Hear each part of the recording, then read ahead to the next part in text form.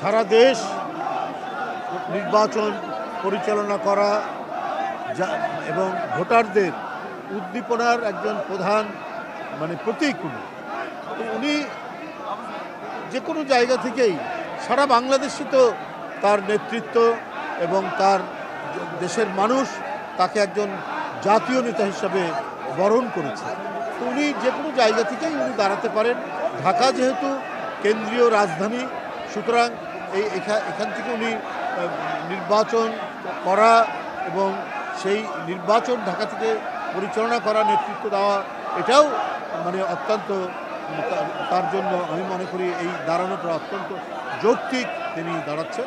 আর বগুড়া তো উনি দাঁড়াতেই পারেন। আপনারা জানেন ওখানে শহীদ জিয়ার তার জন্মভূমি, দেশনেত্রী বেগম খালেদা জিয়া তার স্বামীর বাড়ি, সেখান থেকে বহুবার তিনি জিতেছেন।